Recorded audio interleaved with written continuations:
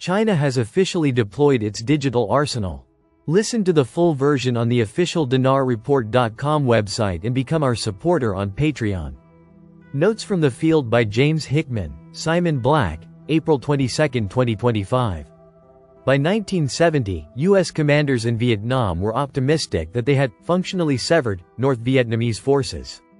The generals were particularly boastful about their taking out the Ho Chi Minh Trail, a sprawling network of roads, footpaths, and tunnels through Laos and Cambodia that let North Vietnamese forces move troops and supplies into South Vietnam, bypassing the fortified border.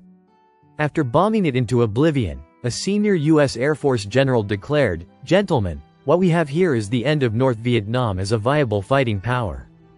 Unfortunately, the experts were wrong again. Only weeks after declaring victory, U.S. forces found themselves locked in a brutal and unexpected battle at Fire Support Base Ripcord, a base the U.S. was constructing as a launchpad for future operations. The North Vietnamese brought in artillery, mortars, rockets, anti-aircraft weapons, and wave after wave of ground troops.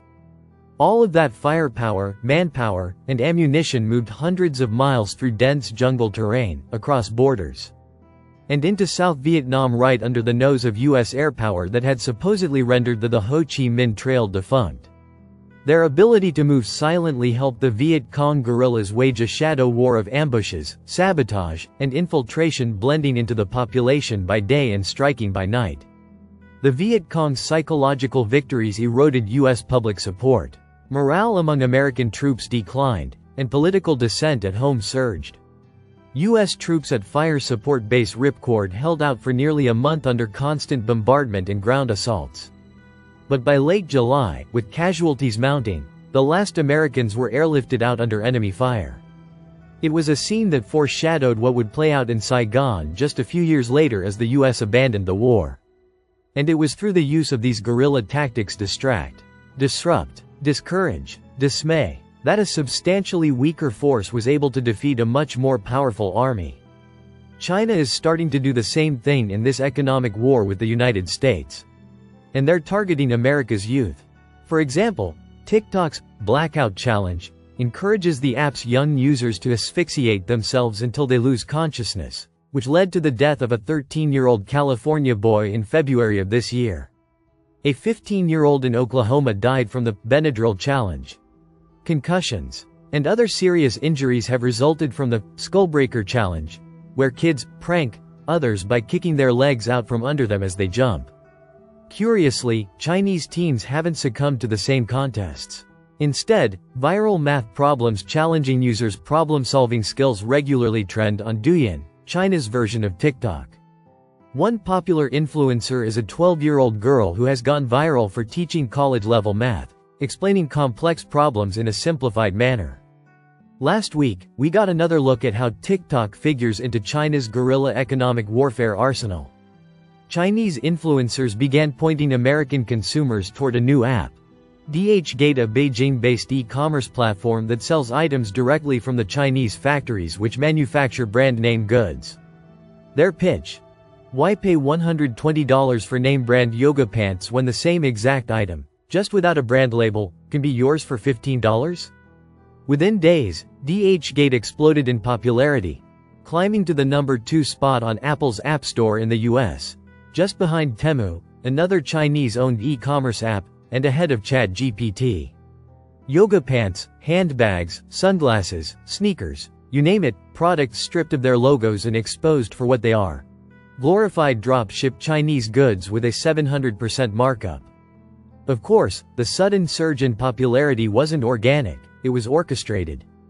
Chinese influencers produced videos explaining how major Western brands were bilking their consumers and outsourcing production to these very same factories. TikTok made sure those videos went viral in the US. Even 145% tariffs would only push the price of $15 yoga pants up to $36.75, still much less expensive than buying from Lululemon. China's guerrilla strategy is clear.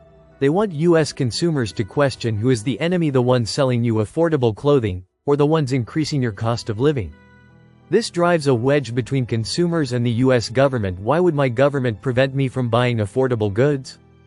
Tariffs could quickly become as unpopular among Americans as the Vietnam War was in the 1960s. China is weaponizing TikTok to turn U.S. consumers against the government, and against major U.S. brands. They pulled back the curtain on how the economy really makes the sausage, exposing that a $2,000 handbag comes from the same factory. Made of the same materials, with the same quality stitching as the $40 knockoff. Americans are paying thousands for a label, not for a superior product. You can bet that all the data that has been gathered from TikTok has been sent back to the mothership to be analyzed and weaponized. China clearly understands how to use that information for marketing and messaging in ways that could give them a huge edge in the escalating economic warfare. American consumers may quickly feel that China is not the enemy robbing them blind. Instead, they may view China as the ones offering a better deal. The US government, on the other hand, suddenly looks like the bad guy for keeping prices high and products out of reach. And this is just the beginning. What happens when a billion-dollar marketing machine fueled by foreign data, run through a CCP-influenced algorithm, and distributed on the most addictive app in the world starts targeting not just consumer wallets, but the foundations of America's consumer-centric economy? An erosion of trust in American brands. A growing resentment toward U.S. trade policy. A subtle, creeping, deliberate narrative that China gives you value, while your own government gives you inflation. This is now the guerrilla phase of the economic war. To your freedom, James Hickman, co-founder, Shift Sovereign LLC. Listen to the full version on the official dinarreport.com website and become our supporter on Patreon. Source: dinarrecaps.com